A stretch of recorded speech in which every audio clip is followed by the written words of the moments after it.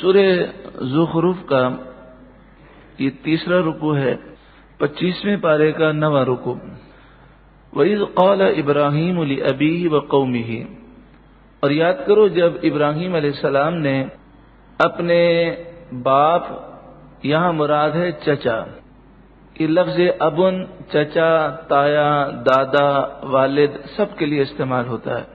جب ابراہیم علیہ السلام نے اپنے چچا سے اور اپنی قوم سے فرمایا اننی براء مما تعبدون، تم جنہیں بھی پوجتے ہو ان سب سے میں بیزار ہوں، الا الذی فطرنی، ہاں صرف وہ رب کہ جس نے مجھے پیدا کیا، میں اسی کی عبادت کرتا ہوں۔ فإنہ سیہدین، پس بے شک میرا رب ان قریب مجھے راستہ دکھائے گا۔ وجعلها کلمۃ باقیۃ فی عقبہ، اور اسے اپنی نسل میں باقی کلام رکھا، لعلہم یرجعون، کہ کہیں وہ باز آئیں، یعنی حضرت ابراہیم علیہ السلام کا ذکر جو ہے آنے والی نسلوں میں باقی رہا، اور یہ واقعات اور یہ نصیحتیں اس لیے ہیں تاکہ لوگ عبرت حاصل کریں، ان کے نقش قدم پر چلیں۔ اب یہاں پر آپ قرآن کا تعلق دیکھیں کہ قرآن کی کوئی آیت دوسری آیت سے اس کا ربط نہ ہو، تعلق نہ ہو، ایسا نہیں ہے، ہر آیت کا دوسری آیت سے تعلق ہے۔ اور یہ بھی عظیم معجزہ ہے کہ یہ آیتیں ترتیب سے نازل بھی نہیں ہوئی، کبھی کوئی آیت کبھی کوئی آیت، لیکن جس ترتیب سے رسول اللہ نے قرآن لکھوایا اور جس ترتیب سے لوح محفوظ میں ہے، وہ ترتیب ایسی ہے کہ ایک آیت کا دوسری آیت سے بڑا تعلق ہے۔ کسی کے ذہن میں شاید سوال پیدا ہو کہ اچانک سے حضرت ابراہیم علیہ السلام کا ذکر کیوں شروع ہو گیا؟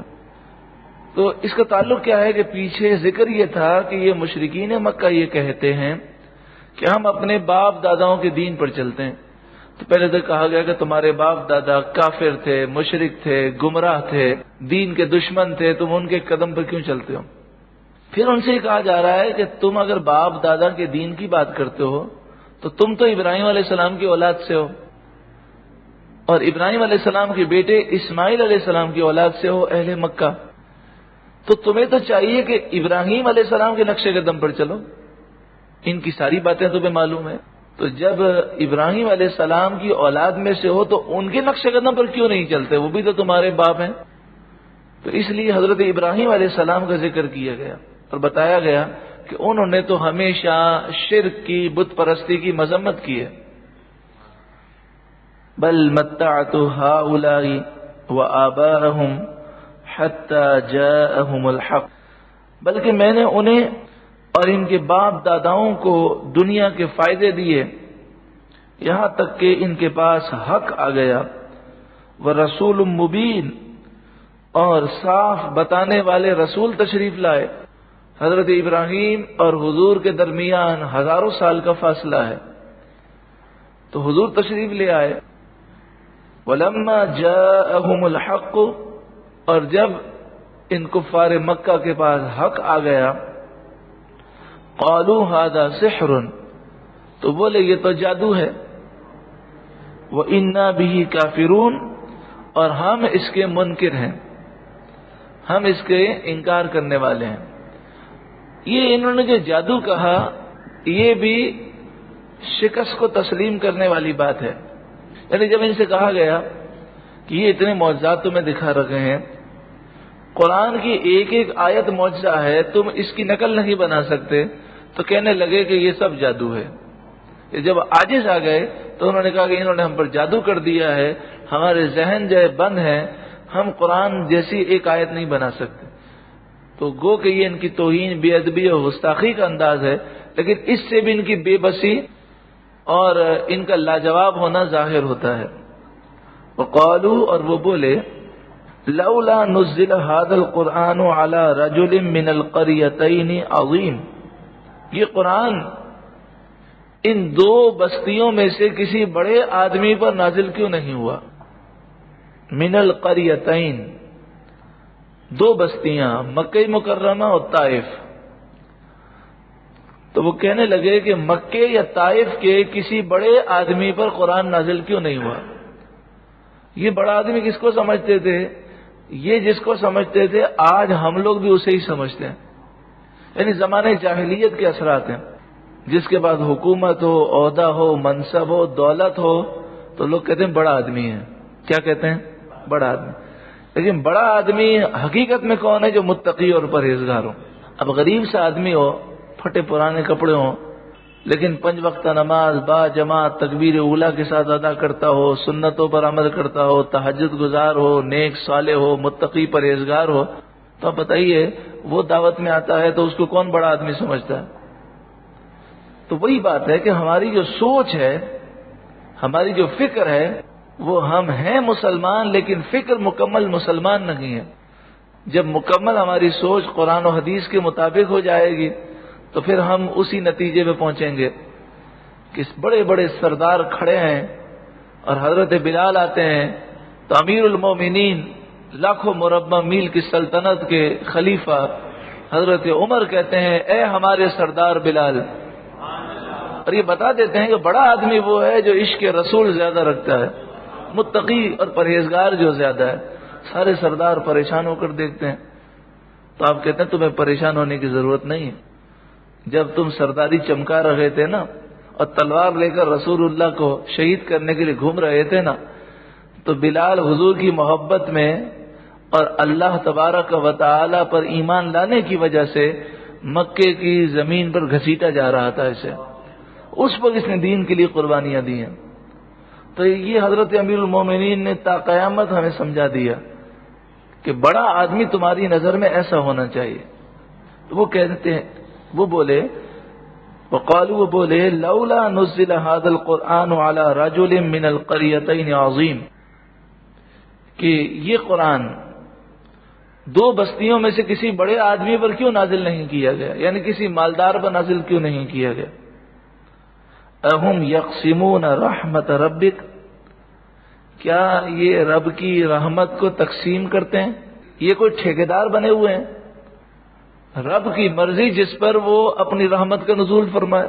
نحن قسمنا بینہم معیشتہم فی الحیات الدنیا، یہ تو نبوت کی بات کرتے ہیں. ہم نے ان کی روزی بھی اپنی مرضی سے تقسیم فرمائی ہے. کسی کو اختیار ہے؟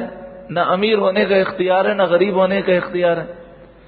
تو جب دنیاوی دنیا جو ذلیل دنیا ہے، اس ذلیل دنیا میں انسان بے بس ہے، تو نبوت تو رب کا بہت بڑا فضل ہے. تو وہ کون ہے اعتراض کرنے والا؟ نحن قسمنا بینہم معیشتہم فی الحیات الدنیا، ہم نے ان کے درمیان دنیا کے سامان کو، دنیا کی زینتوں کو، دنیا کے مال کو، دنیا کی زندگی میں ان کے درمیان ہم نے تقسیم کیا. وَرَفَعْنَا بَعْدَهُمْ فَوْقَ بَعْدٍ درجات، اور بعض کو بعض پر دنیاوی اعتبار سے ہم نے درجہ دیا. کوئی امیر ہے تو کوئی غریب ہے، کوئی زیادہ غریب ہے تو کوئی زیادہ امیر ہے. لِيَتَّخِذَ بَعْضُهُمْ بَعْضًا سُخْرِيًّا، کہ ان میں ایک دوسرے کی ہنسی بنائے. یہ بھی امتحان ہے کہ کوئی امیر آدمی غریب کو دیکھ کر حقیر سمجھتا ہے. وَرَحْمَةُ رَبِّكَ خَيْرٌ مِّمَّا يَجْمَعُونَ، اور رب کی رحمت ساری دولت سے بڑھ کر ہے، کہ تمہاری دنیاوی دولتوں سے بڑھ کر ہے. تو جب وہ بڑھ کر ہے تو وہ رب کی مشیت ہے، جسے چاہے عطا فرمائے. اور یہ دنیا کی جو دولت ہے، یہ رب کی بارگاہ میں اس کی کوئی حیثیت نہیں. فرمایا اگر مچھر کے پر کے برابر بھی رب کے دربار میں دنیا کی حیثیت ہوتی تو کسی کافر کو دنیا کے اندر ایک گھونٹ پانی نہ دیا جاتا. تو بے وقت ہے دنیا، بے وقت ہے. رسول اللہ صلی اللہ علیہ وآلہ وسلم اب فرماتے ہیں نا، یہ پہاڑ سونے کا بن کر میرے ساتھ چلیں اگر میں چاہوں. تو آپ نے بھی اس دنیا کو دھتکار دیا اور فرمایا بے وقت ہے دنیا.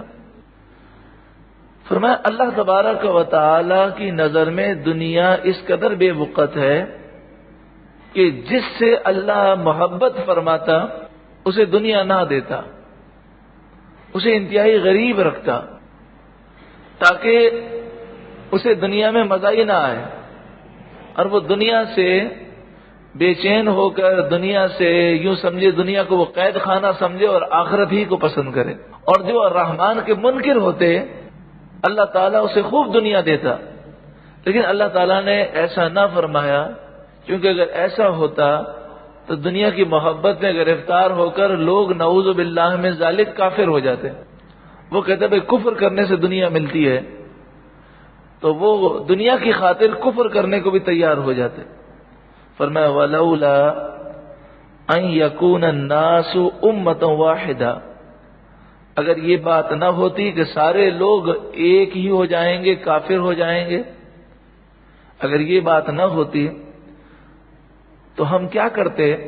لَجَعَلْنَا لِمَن يَكْفُرُ بِالرَّحْمَنِ لِبُيُوتِهِمْ سُقُفًا مِّن فِضَّةٍ، تو جو رحمان کے منکر ہیں، کافر ہیں، دشمن خدا ہیں، اسلام کے جو دشمن ہیں، اللہ تعالیٰ انہیں اپنی ناپسندیدہ چیز دے دیتا۔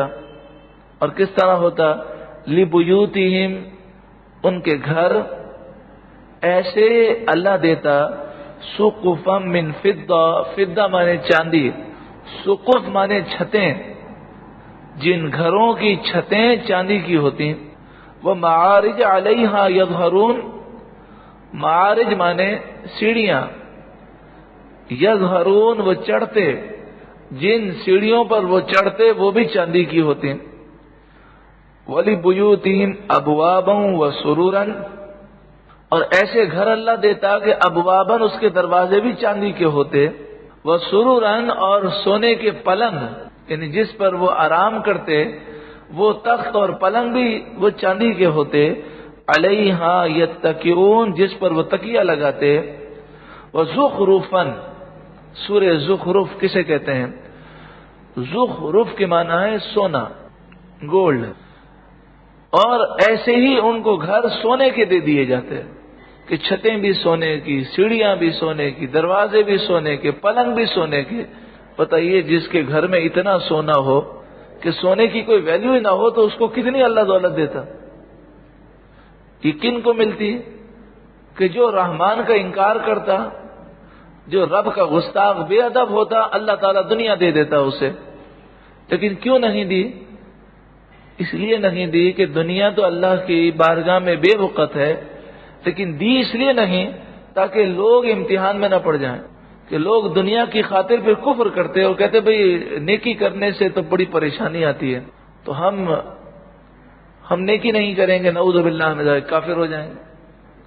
اور ایسا آج ہم یہ منظر دیکھتے بھی ہیں۔ بعض لوگ جب توبہ کرتے ہیں، نیکی کی طرف آتے ہیں، تو ان میں پریشانیاں آنی شروع ہوتی ہیں، تو ایسے بھی لوگ ہیں بد نصیب کہ وہ نیکی کرنا چھوڑ دیتے ہیں اور کہتے ہیں بھئی نماز جو ہے نا وہ ہمیں وہ سوٹ نہیں کرتی، نعوذ باللہ من ذالک، ہم نے نماز شروع کی ہے تو نقصانات شروع ہو گئے، پریشانیاں شروع ہو گئی۔ لیکن نبی اکرم صلی اللہ علیہ وآلہ وسلم کی بارگاہ میں ایک شخص آیا، اس نے عرض کیا رسول اللہ مجھے اللہ سے محبت ہے، آپ سے محبت ہے۔ تو آپ نے فرمایا اگر تو اپنے قول میں سچا ہے تو پھر پریشانیوں کے لیے اور فقر و فاقہ کے لیے تیار ہو جا۔ اللہ کے نیک بندوں کو امتحانات سے آزمایا جاتا ہے۔ وَإِن كُلُّ ذَلِكَ، اگر ساری چیزیں مل جاتی ہیں تو کیا ہوتا؟ لَمَّا مَتَاعُ الْحَيَاةِ الدُّنْيَا، یہ سب قلیل، حقیر، بے وفا، فانی، مختصر دنیا کی زندگی کا سامان ہوتا۔ وَالْآخِرَةُ عِنْدَ رَبِّكَ لِلْمُتَّقِينَ، اور آخرت تو تمہارے رب کے پاس صرف متقیوں کے لیے ہے۔ اس آیت کریمہ کے بعد اب اگر ہم کسی کافر کو، یہودی، عیسائی کو، آغا خانی کو، قادیانی کو، صحابہ کے گستاخ کو، رسول اللہ کے بے ادب گستاخ کو، یا گناہ گار کو، سیاہ کار کو کروڑ پتی دیکھیں، ارب پتی دیکھیں، اب ہمیں للچائی ہوئی نگاہوں سے نہیں دیکھنا چاہیے، بلکہ اللہ کا شکر ادا کرنا چاہیے کہ رب نے ہمیں عشق رسول عطا کیا، کہ یہ دنیا کیا ہزاروں دنیا ہوں اور ہزاروں دنیا سونے سے بھری ہوئی ہوں، ان کی ساری دولتیں مل کر بھی عشق رسول کے برابر نہیں ہو سکتی۔ تو اللہ نے ہمیں عشق رسول عطا کیا، ہم حضور کی شان سن کر خوش ہوتے ہیں، ہمیں اللہ نے ایمان کی دولت عطا فرمائی، اور جو ان نعمتوں کی قدر نہیں کرتا نعمتیں چلی جاتی ہیں، اور جو شکر کرتا ہے اللہ نعمتوں میں اضافہ کرتا ہے۔ تو ہم اللہ کا شکر ادا کرتے ہیں کہ اللہ نے سب سے بڑی دولت، سب سے بڑی نعمت ایمان کی اور دامن مصطفیٰ کی نعمت عطا فرمائی۔ اللہ تعالیٰ اس پر استقامت عطا فرمائے۔